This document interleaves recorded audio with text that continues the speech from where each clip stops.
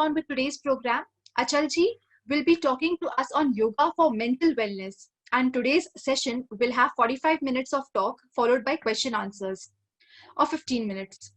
As requested to all the participants, please stay muted through the talk. Feel free to post your questions on the chat function and Achalji will answer any question in the realm of well-being. I now call upon our Chief of Faculty, Ms. Beena ji, to introduce our speaker for today, Shri Achal Mehra ji. Over to you, Beena ji. Thank you so much, Reshmi. My privilege and pleasure to introduce Achal Mehra ji. At Ritambara. Thanks. Yeah, thank you so much for being here. At Ritambara, Achal ji is a senior member of our faculty in the area of yoga and meditation. He is an expert in Hatha Vinyasa, has been practicing yoga for over 30 years, an engineer and MBA from IIMA. He worked in a senior management positions with Pepsi, Sony, and GE, and was CEO of AXN in South Asia. His practice and teachings focus on breathing, awareness, acceptance, and own body intelligence techniques to deepen the postures and experience meditation through them. At Ritambara, he will contribute to the physical, emotional, and spiritual wellness of the community. Thank you so much, Achalji, and over to you. Thank you very much, Beena ji. And a all welcome to all who are, who have made time to attend this webinar. This webinar is about yoga for mental health. And I think this topic becomes all the more relevant in the current times because the pandemic has exposed us to situations which we have not experienced before. Many people are feeling isolated because they are now cut off from their families, they can't go back. And many people are feeling claustrophobic because they are in the same environment for a long time. Apart from that, there have been, macroeconomic situations such as the job losses due to pandemic, and people are facing different kind of stress.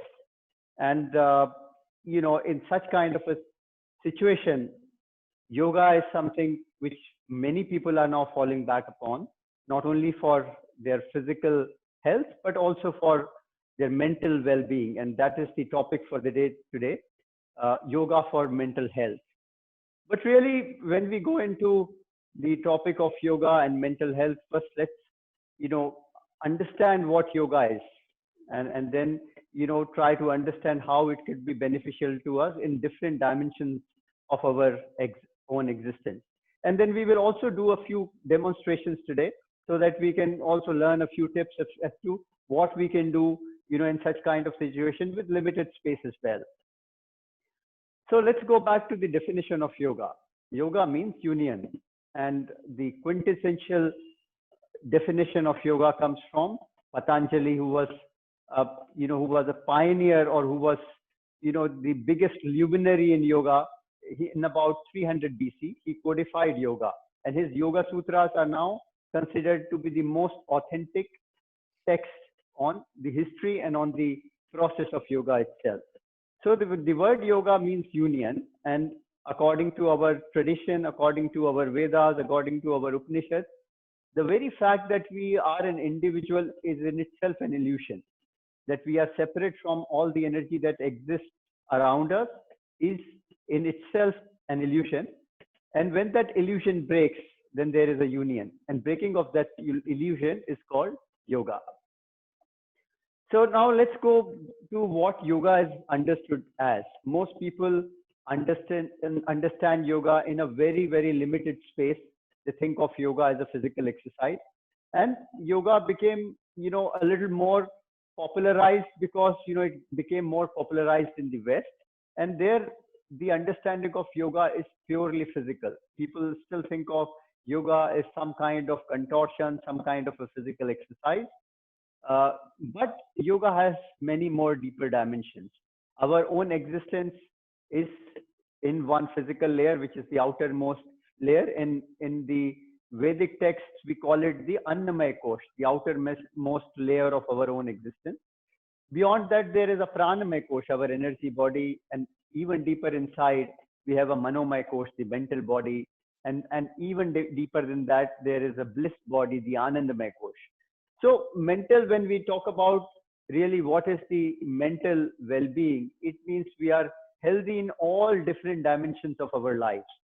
We have now, the science has begin to understand that the body and our own existence is psychosomatic. So whatever happens to our physical body also happens to our mind, and so that's where there is a link between the body, the breath, and the mind itself. So whatever happens in the physical body also influences your breath, also influences your mind.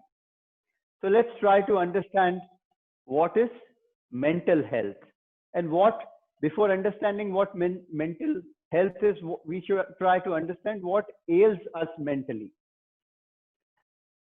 So I would now request you to close your eyes for a few moments and just take a deep breath. Allow your body to be absolutely still, easy, comfortable, and relaxed. And just sit quietly for a few minutes. Now, as you start to sit quietly, just observe your breath, the movement of your breath. The breath moves in, it moves out. You just remain an observer.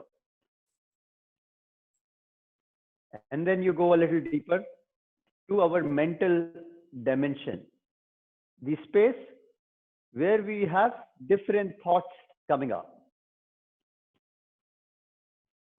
And if you start to observe, just notice that all these thoughts that you have are either in the form of words or in the form of images. You have had some experience. That experience gets stored as knowledge and memory in form of words and images.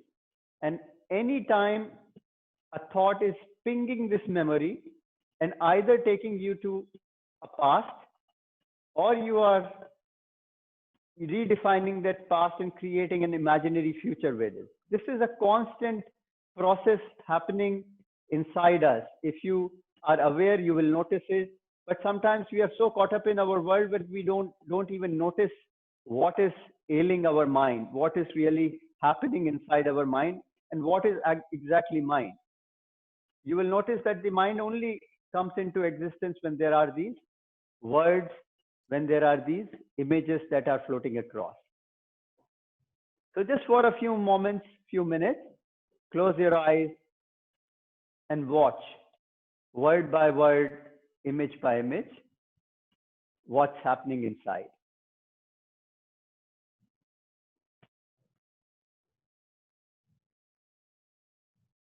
Don't let any word, any image pass us without being noticed. Just watch. One word is coming up. It crosses our consciousness and it disappears. Another word comes up. This process is so fast that we don't even notice it.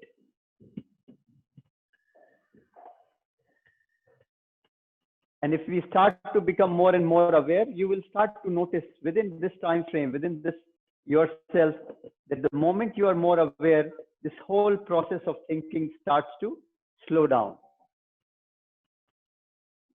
And then sometimes there are gaps between one word and the other word.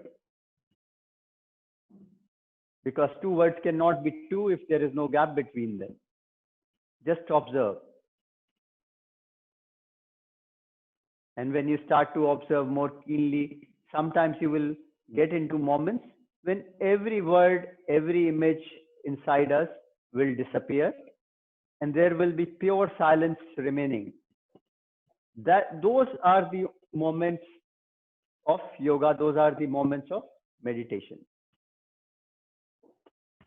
So why I wanted us to do this simple exercise is to first get a little understanding of the nature of the mind, how, from our previous experiences, the mind is getting formed.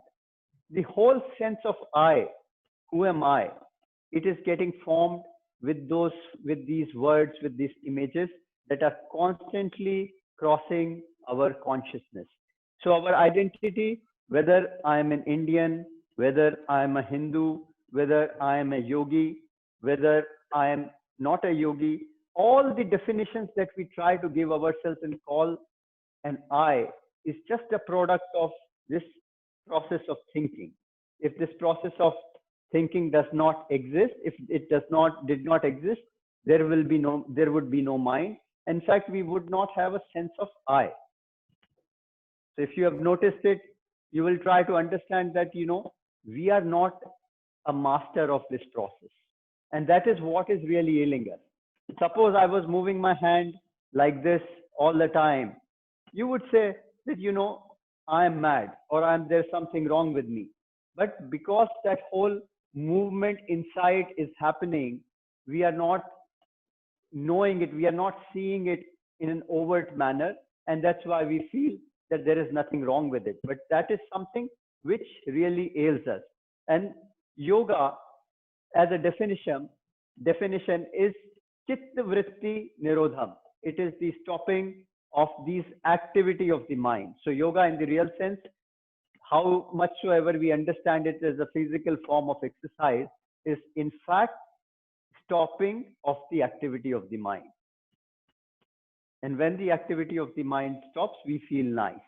Now I will take you to different examples. Whenever we feel that we have had a pleasurable experience, whether it is jumping from a plane in a skydiving, any kind of extreme sport, playing any sport, batting while you are playing cricket, or while you are playing badminton, or even why there is so much of even charm for alcohol, because ultimately what all these activities are doing for us, what is pleasurable for us, you will notice that in the moments which we call pleasurable or happiness, in those moments our mind has stopped, whether it's a beautiful sunset that you are seeing. So it is actually the activity, what has happened with us, the mind has stopped for a few moments, and that's when the real nature in the form of ananda or pleasure or bliss is actually able to come out a little. We are not able to do that naturally. That's why we don't feel that bliss naturally for 24 hours. But that is what is the difference between us and what we call a Buddha or a yogi, who is able to be in complete control of the mind, so that his true nature, the ananda within, is actually coming out. So yoga actually is a science, is a self path to move into that kind of a state. When you start yoga, Patanjali has divided into 8 parts. It's called Ashtanga Yoga.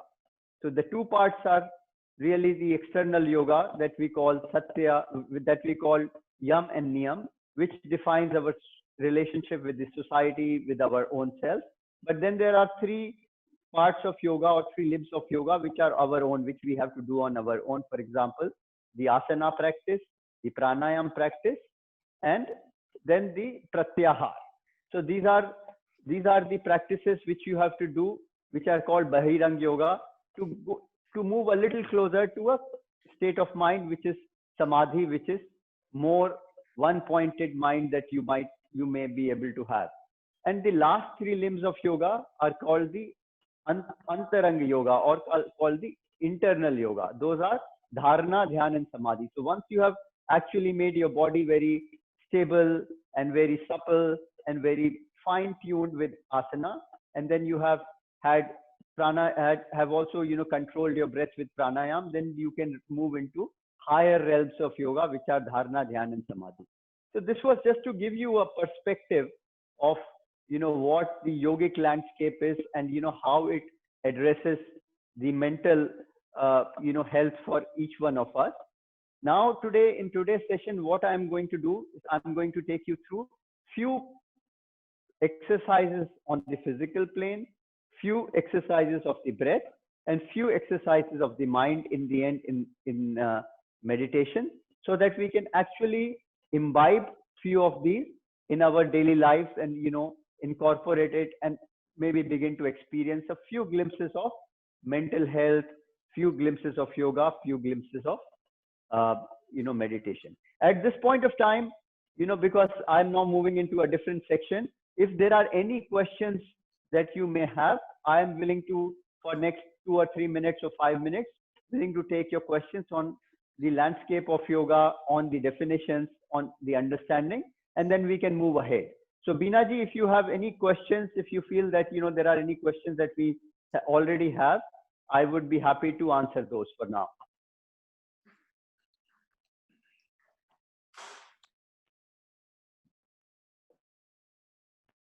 Binaji? As of now, we do not have any questions in the chat function, Achalji. Okay. Okay, fine. So see, that's all right. So I just wanted, because I just explained the whole theoretical perspective and the background of yoga. Okay. So let's now start to do a few things which can quieten our mind and give us a glimpse of mental health. And then we will, later on, we will field questions. So if you people have any other questions, we will answer those. So as I mentioned right in the beginning, the body is psychosomatic. The mind gets influenced by the body gets influenced by the mind itself. So if we are trying to make the mind quiet, we won't be able to make the mind quiet if our body is not quiet. And that's why asana practice is a limb of yoga, which is right in the beginning. After yam and niyam, which are our relationships with the society, with our own self, then we have the practice of asana. So if you will try as a practice to just sit for some time without any movement, you will find how difficult it is. So when the body has not been trained to be still, how can we train the mind to be still? So that's why the practice of asana comes right in the beginning. Now, practice of asana also is for beginners, for intermediate, for advanced practitioners. Today, what I'm going to discuss is very few simple things, so that we can incorporate it in our daily life. The first thing that we need to do is to activate our joints. The maximum blockage of our energy is in the joint. We have knee joint, we have ankle joint, we have elbow joint, we have shoulder joint, neck joint. So all these joints have blockages of energy. So whenever we are starting our practice, we need to activate these joints so that our energy flow within the body becomes a little more streamlined. So let's start by just interlocking our fingers and stretching the palms right above the head. And then you can turn the palms up towards the ceiling. Now, one thing you will notice when you do simple things like this, whenever you have changed the position of the body, even your lung position changes a little. So your breath becomes a little different. The first thing that we need to do is to just stabilize our breath in any posture. Second thing that we need to do is, once the posture is still, we need to drop any effort in it. Prayatna Shathilyam. The second is Sthir Sukhamasana, which is stable and comfort giving, is a posture. And that can happen only when you're breathing normally. And the second, Prayatna Shathilyam, which is just relaxing the effort in your postures, making no effort, as if you are merely a witness to this new posture of your body. Let the body be still. Let the body be calm. And you will begin to notice that if your body is still, your mind also starts to become still. And then you stretch your palms right in the front, releasing your fingers. Just rotate your wrists gently. Every movement of the body with awareness. I can do this, mechanically like that, but that will not make my awareness keen. I must do, if I want to be graceful about things, it's the awareness which brings grace in your words, in your body. Just gentle movements with awareness, inward rotation, and then we rotate the wrist externally. I advise everyone to practice this Sukshma Vyayam, whether you are old, young, whichever, anytime you are beginning your yoga session or yoga practice, this is the least you should do. And then you bring your palms slowly to your shoulders. And then you rotate your shoulder joint. Gentle rotation, activation of your shoulder joint, external rotation of it.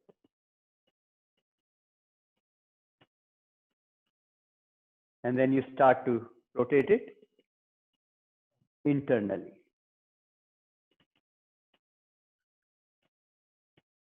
Every movement of your body with awareness. Nothing mechanical about it. And then you slowly release. Now a little work still on your shoulder joint in what's called Gomukhasana. So you take your right palm behind the spine. Just to give you a side view, your right palm is behind the spine. You lift the left palm up and engage your fingers. If you are not able to engage your fingers, what you can do is that you can just hold a piece of cloth in your palm so that they connect, and they will give you an activation to your shoulder joint. It is called Gomukhasana. Simple Gomukhasana. You just keep holding it for a few moments. You allow the body to be still. This will activate your shoulder joint. Also, people who have cervical issues, that also gets addressed with this posture. And then you go to the other side. The left palm comes behind the spine. You lift the right palm up, you engage your fingers. If you're not able to join the fingers, you just hold a piece of cloth in your palm.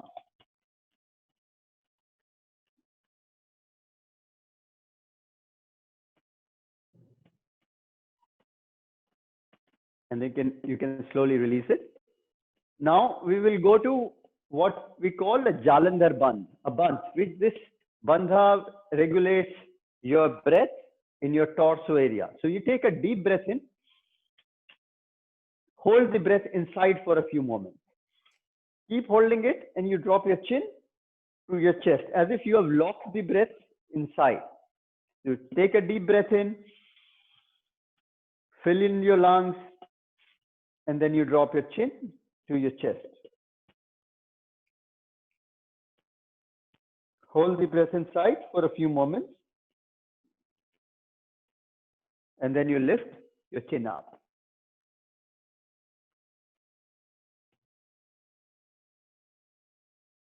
Release your chin to its normal position. You turn your chin gently to your right.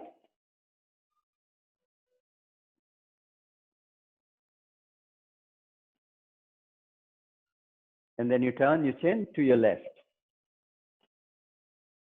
Always feel easy, relaxed, as if you're not making any effort, as if you are merely a witness to your own physical body.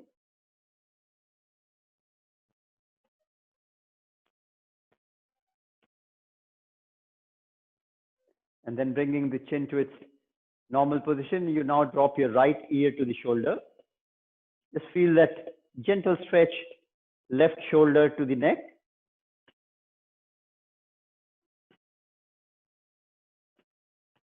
And then you drop your left ear to the shoulder.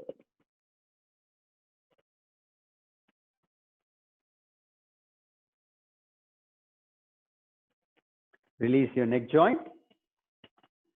Now a little work on the spine. So you can, if you are sitting in a chair, you just hold the back of the chair on the left, turn your spine towards the left, twist it to the left.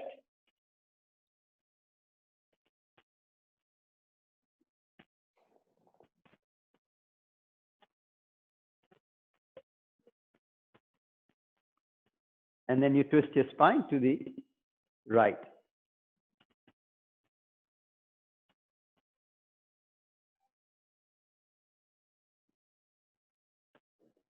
And then this is just to mention to you, release the spinal twist. This is just to mention how important the spine is. All our nerves are flowing through the spine, and all our motor function of the body are controlled by the spine. So till the time your spine is healthy, your reflexes will be healthy too. So it's very important to keep the spine healthy. This is a separate topic. We can take it in a separate webinar when we can work on the spine and the spinal health. But I must emphasize that the spine is one of the most important function or part of the body, and we need to really keep it in a very good shape to keep our motor function healthy. So this is just a glimpse of, your physical, just a physical exercise or physical part of yoga, just to release the energy. Now, this is what I did. It's called Sukshma Vyayam. It's very simple exercises, but we can go into, many more yogic postures. They all help us to regulate, the flow of prana inside the body to all corners of the body. And remember, the way to mental health will always be from the physical health as well. If you are not physically healthy in the body, you would not be able to feel mentally healthy too. So that's why asana practice is very important, to at least bring first the physical health to the body, and then obviously through the help of dhyana, you can get into higher realms of mental wellness.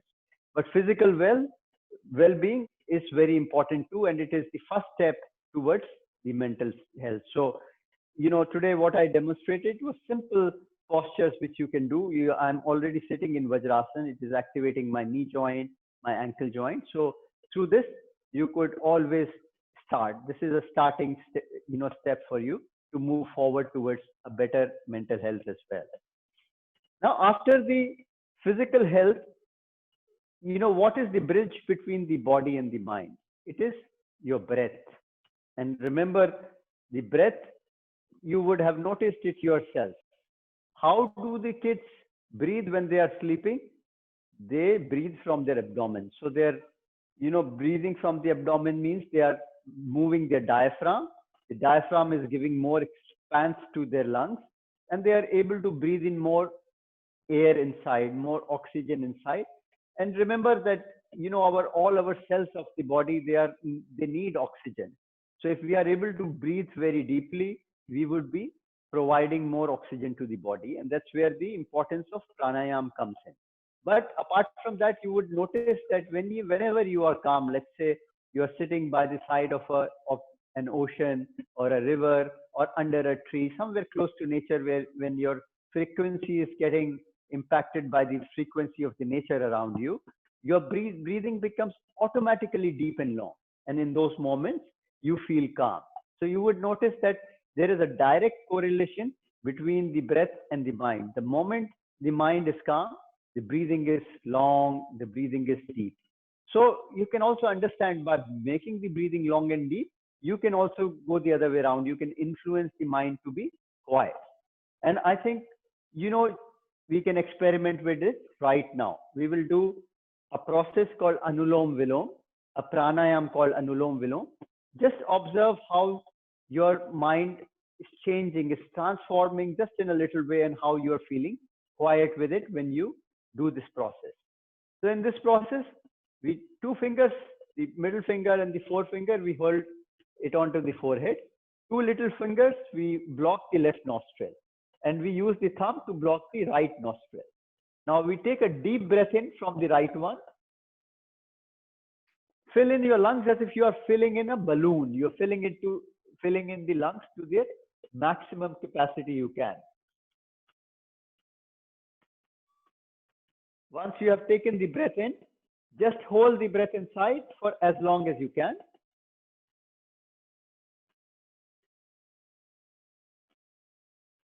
And when you cannot hold the breath any longer, you block the right nostril with the thumb and release the breath from the left one. And when you release the breath, release it with control and not quickly, not rushing to release the breath. And then you repeat the breathing process from the other side. Breathing in from the left, holding the breath inside, and breathing out from the right. Let's do this process with our eyes closed and watching the breath completely. The moment it starts to go in, the moment it fills in your lungs completely, you hold it inside, and the moment you are releasing it outside, just watch the entire process and repeat it for a few cycles in silence.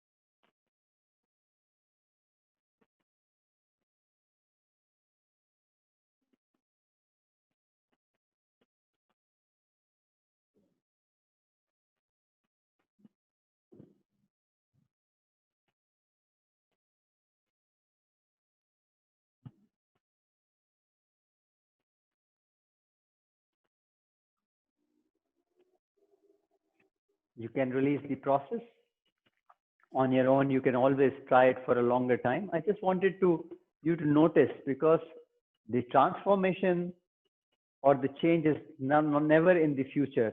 You must experience a little bit of it right now, because if you are able to experience it, it will become your own experience, and that will propel you to go a little deeper into the practice.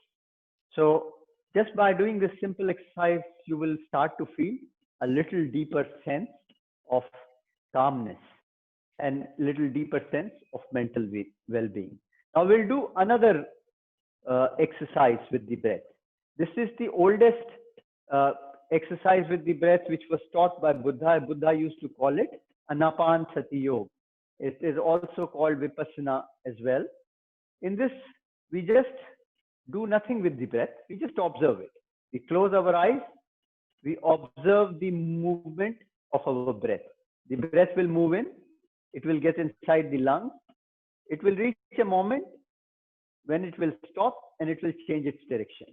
You just watch as if you are doing nothing with it. You're just watching with your eyes closed. And you will notice one thing very quickly, that the process of thinking will stop when you are watching the breath. The moment a thought comes in, that means that you lost your attention on the breath. Just bring it back gently onto the breath again. Let's just do this exercise for a few minutes.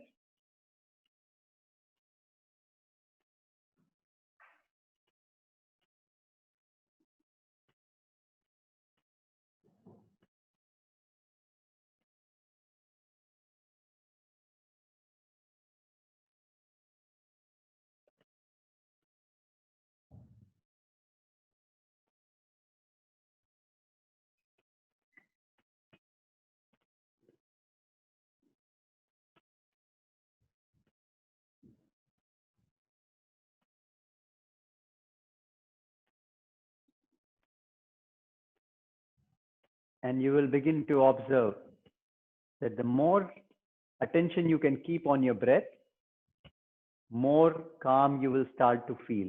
The reason again is that the mind stops. If you're watching the breath, that means in those moments when your watching is keen, the mind has stopped. And that will give you a sense of calmness, a sense of well-being. And that's why I emphasize this, because this, at least your diagnosis should be correct. What really ails us are the thoughts, the uncontrolled stream of thoughts, which keeps moving without our control, is what really ails us. And if you want to be mentally healthy, you have to become the master of that stream of thought. Somebody asks you what is 2 plus 2. Only in those moments you use the mind, and you come with an answer that it is 4. Otherwise, your mind is quiet. It only responds when there is a challenge to it, and then only you use it. Then only you become a master of the instrument that is mind. So simple things, just physical exercises with yoga asanas, they are also impacting your mind to make the mind quiet by making the body quiet. And the breath, by regulating the breath to make the breath deep, long, you're also making the mind quiet. And now we come to another phase of what we can do and absorb in our daily routine to impact our mind positively, is what is called dhyana, or what's called meditation. So in meditation, even Vipassana is a practice of meditation, but you just feel free to be seated in any posture that makes you feel comfortable. Whether if you're sitting on a chair, just allow yourself to make yourself comfortable. And we will go now to the practice of dhyana, meditation. And meditation, as I told you, is actually no activity. Even when we say that I am meditating, probably we are using it wrongly as a verb. It is better to say I am in meditation, because the moment you are saying meditating, it denotes as if you are doing some activity. Meditation is just a state of being when there is no activity, not even the activity of your mind. So we'll go back to the original meditation we started with, watching the mind. Just visualize as if you are sitting next to a stream of river, and that stream of river is the river of all the thoughts that are entering in your consciousness. And you give yourself a promise that you will watch each thought, word by word, image by image, very carefully. Whichever word, whichever image is coming into your mind, we will watch. Close your eyes for next few minutes. Let's just do this simple observation meditation of watching the mind.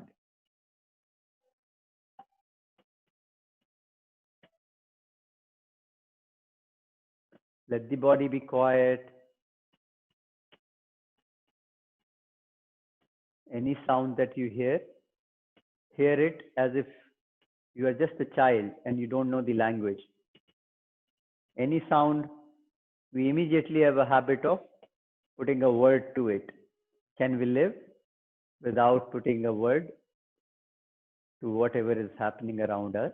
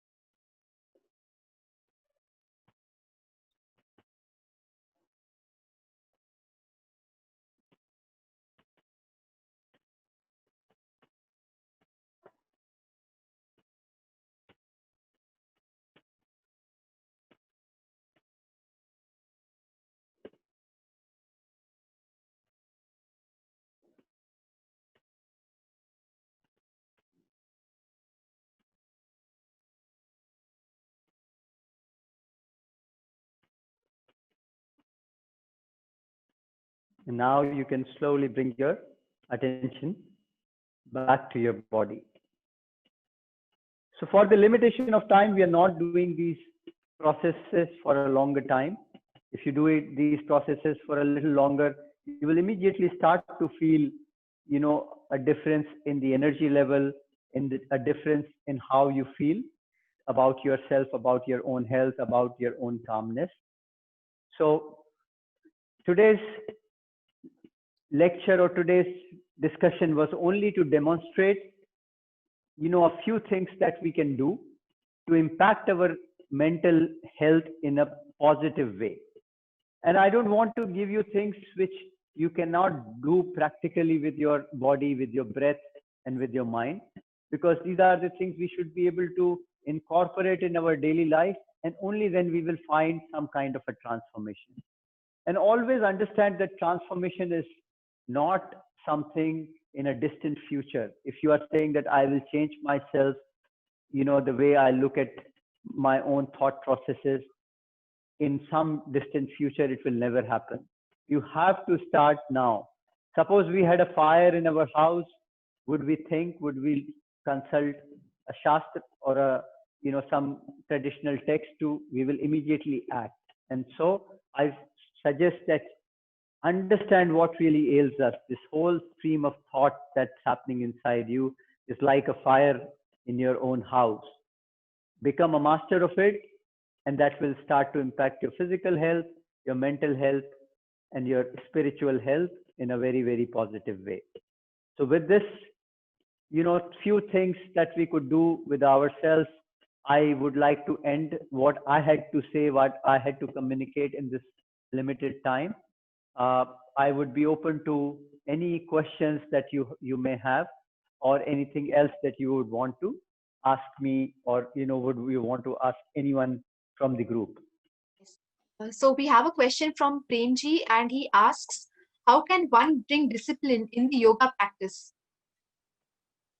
Acha Yoganushasanam, the first text of Patanjali is that it's a discipline of yoga. So discipline is very, very important. I think, it cannot be forced. I think, the discipline comes from, enjoying and seeing some kind of a transformation. So for example, if you do a yoga session, and I have observed it because we have, a yoga studio, and we have many yoga students. Initially, when they come, they are a little reluctant, but once they start feeling some kind of a, you know, some kind of a bliss from inside, some kind of lightness of being, they just want to come and practice it again and again. And see what happens in a yoga class. I'm constantly instructing, so your mind is, stopping. You are not thinking about anything else. In any other kind of exercise form, you actually, it is repetitive, it is mechanical, and you can do it, for example, a treadmill, and you can let your mind go anywhere. But in a yoga class, because it's always so dynamic and it can change anytime, people are always attentive, and being attentive is being meditative in a way. Whether you are absorbed in reading a book, whether you are absorbed in swimming, or whether you are absorbed in, you will find that your moments of pleasure come from, your mind being quiet.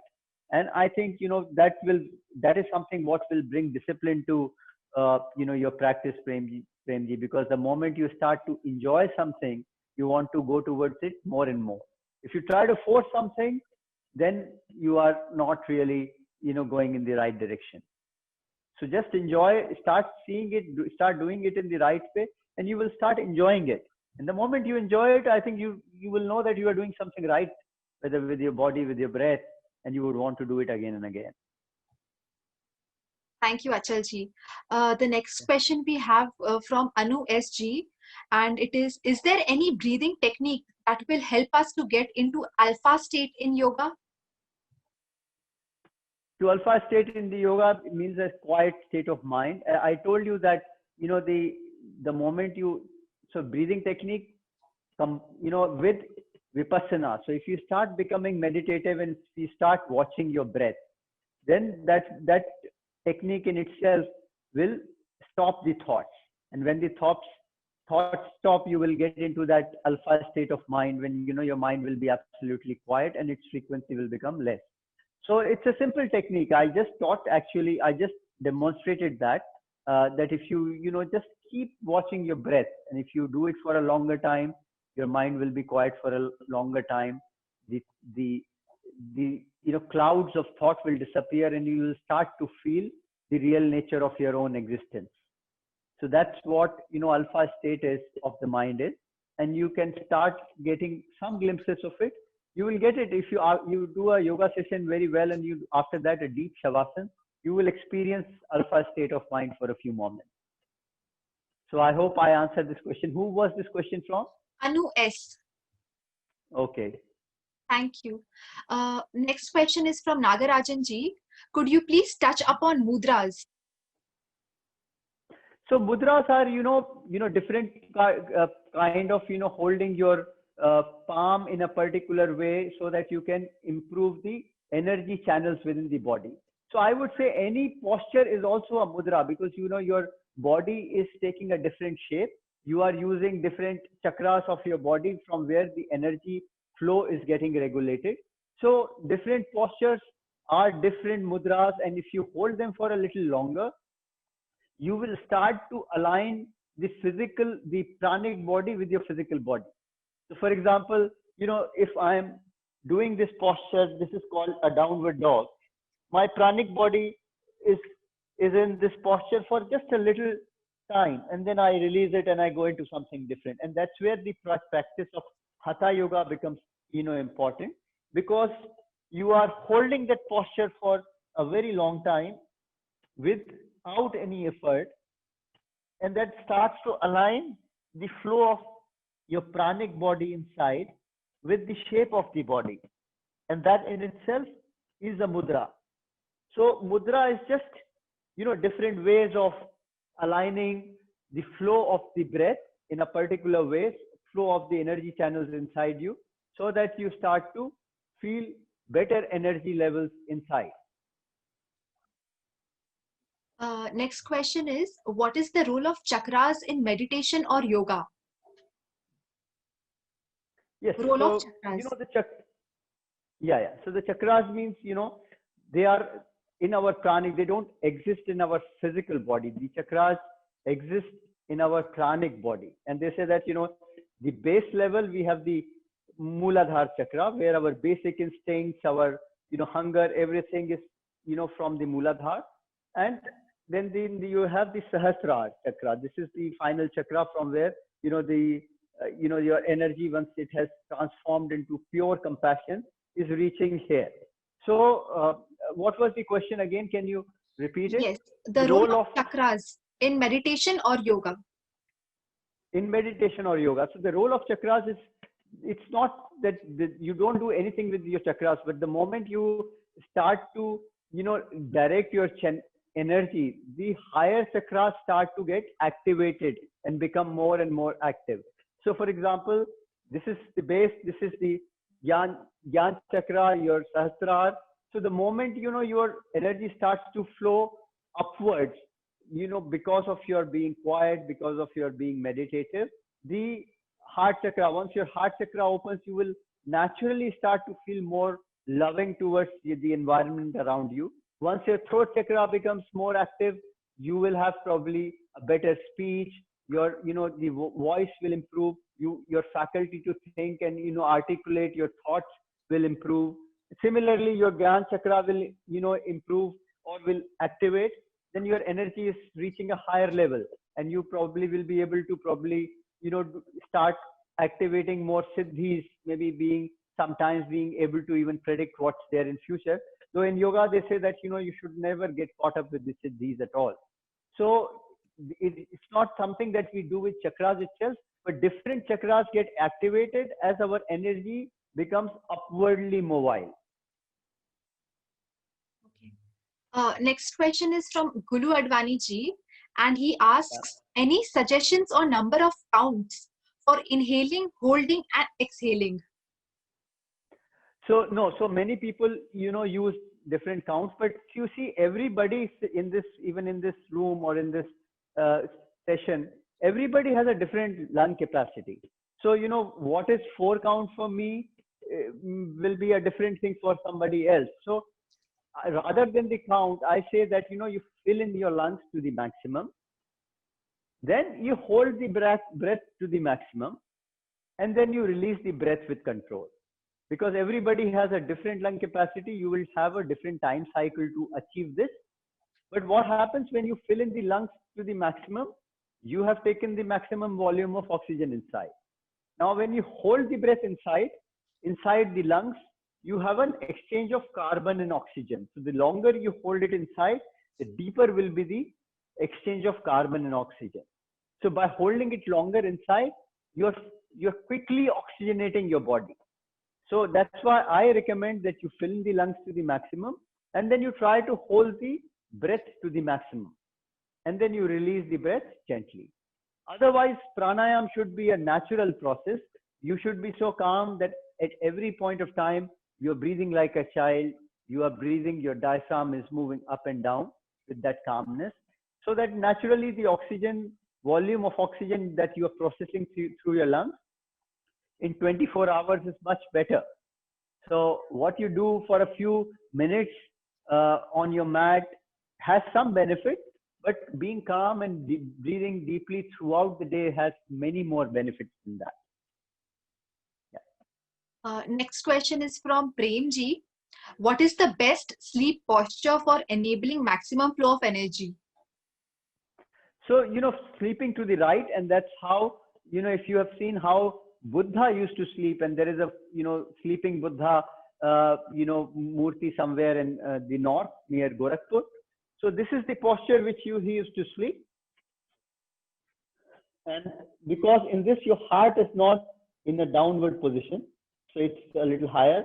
So this posture is probably, one good posture, but then again, everybody's body is unique. Some people like to sleep like this. And if you are able to, move, keep your body still for a long time in this posture, even this is good. So, use any posture that allows you to sleep for longer, because, sleep is really curative. You need to sleep for long, and, it really restores many of our body functions. It really is like a spiritual bath.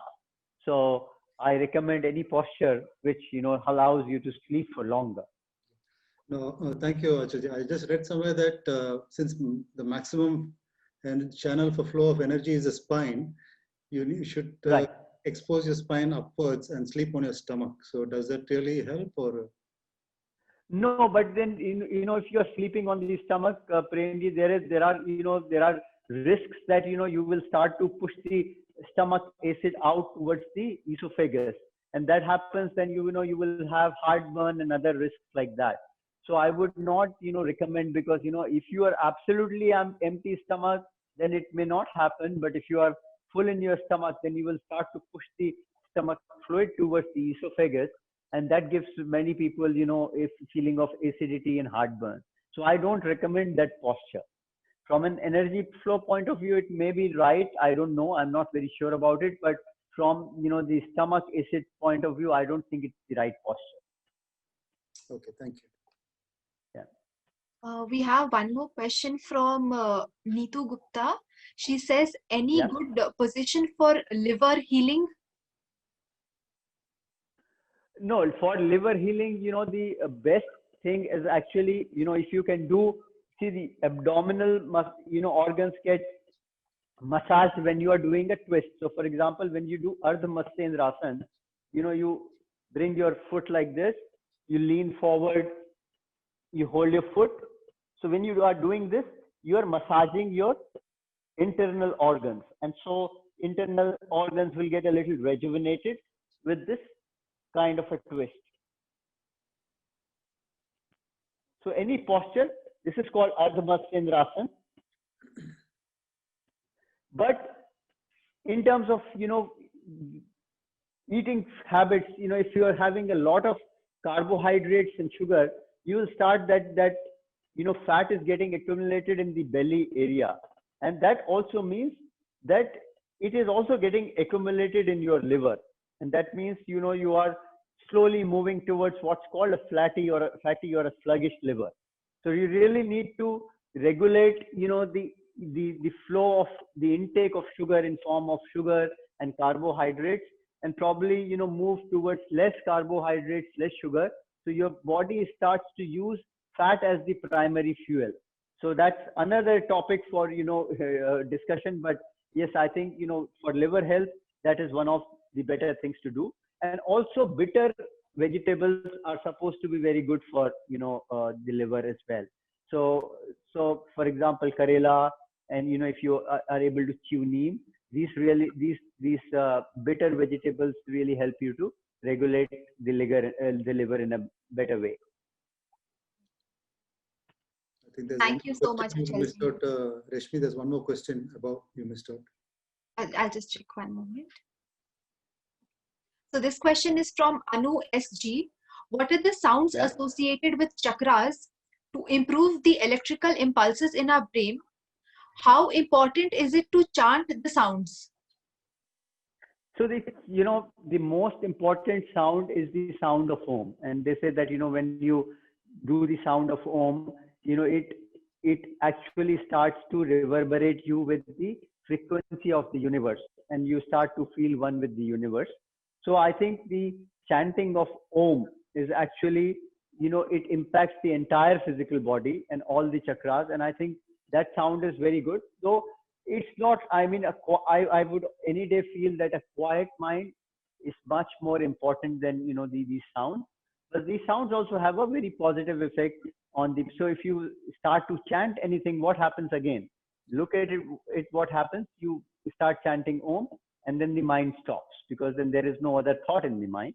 So it is actually the stopping of the mind which is really helping you. But these sounds have a positive impact on your overall health. You feel, your blood pressure will go down, you will feel more calm. And the sound of Om scientifically is supposed to be a sound of the universe itself. So if you start, reverberating with the sound of the universe, you will start feeling, healthier and happier. Thank you, Achalji. I would request if the participants want to personally ask the questions, they can unmute themselves. Okay, one more question from Miss Anu. Okay, we have a couple of more questions. Can you speak a bit on Yoga Nidra? So again, yeah, Yoga Nidra is, a practice of, usually I do it when I'm doing Shavasana for my when I do my classes, I'm doing yoga nidra in a sense. It's a method of stopping again the mind by speaking and taking people deeper inside. So you start with your physical body, you start to go to your breath body, then you start to go to your mind. When you start piercing these layers of your own existence and start to go deeper into what's called the drashta inside, the seer or the witness inside us, then we start to have a sense of nidra or sense of sleep where we feel we are fully aware, but we are still sleeping. So your conscious mind and your subconscious mind, both the minds are quiet, but still in a state of awareness. And that's what is called yoga nidra. You do it for just 8 to 10 minutes, and the kind of refreshing feeling that you will have, it will be quite amazing. And that's why I say that, experience it yourself.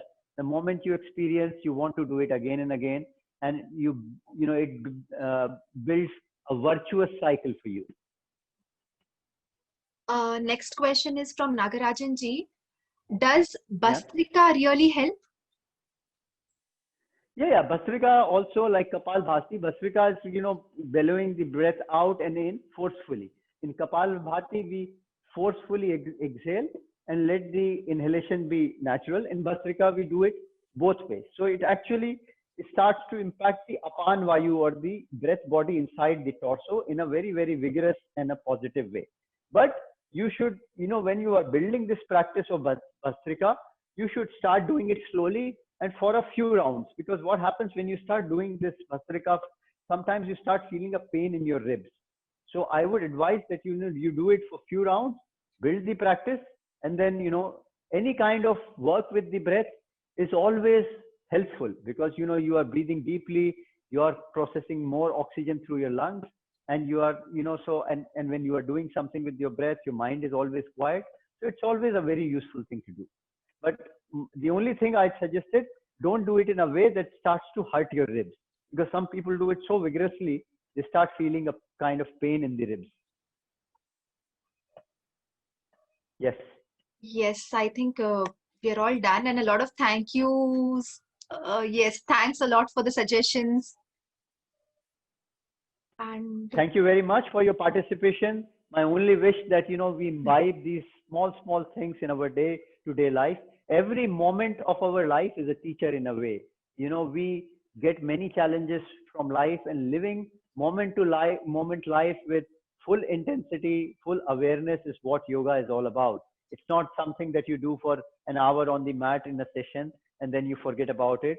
I think every moment of your life is an opportunity, is a challenge, and to live it more with full intensity is what yoga is all about. So I again thank you very much for your participation and for listening. And I hope that you imbibe these things in your life, and then you feel happier and you feel healthier with it. Thank you very much. Thank you so much, Achalji. I'm sorry, we have one last question for the day. That is and are there any yoga asanas one should avoid for hypertension? Yes, for hypertension, anything which starts to circulate your blood quickly, or it starts to get your blood to lower to the body towards the heart, you should avoid. So for example, you should avoid Surya Namaskar, but you can always do a Surya Namaskar in a very slow way, and then it won't matter. So if you do it in a manner it does not impact your heartbeat, it's fine with you. Similarly, you should just avoid doing the headstand or the or the postures which increase your heartbeat. So you don't do the back bends, but you should do always the forward bend. And forward bends will make you feel more cool. And so just imagine your body there are lots of pipes flowing inside your body, and there is a pump which is your heart. So as long as you are able to stretch the body in a manner that it stretches a little more, then your blood pressure will actually fall down a little. So you need to stretch the body, and those stretches are best when you do the forward bends, like the Paschimottanasana and any kind of forward bend. You will feel calm with it. Your heartbeat will not increase. So do those postures which do not increase your heartbeat and which stretch your body. Okay. Thank you so much, Achalji, for this wonderful session. the asanas that you taught will be very helpful in our day-to-day life. And I'll personally practice that myself. Thank you so much. Thank you very much, and Yes. have a lovely evening ahead. Thank you. Thank you. Thank you to all our participants and distinguished guests for your valuable presence this evening. Please join us for our 2 upcoming programs. On Friday, 18th September, we have a spiritual program by Sri Ishwaran Ji, starting from 7 p.m. onwards. It's based on principle and practice of Karma Yoga. And on Sunday, 20th September, we have a yoga program by Umesh Thagat Ji, starting from 7 a.m. onwards. It's based on boosting your immunity. Please block your dates for the upcoming webinars. Thank you to all our participants, and thank you, Achal Ji, once again for your presence. Thank you very much. Thank you. Thank you. Yeah. Thank you, Prem Ji.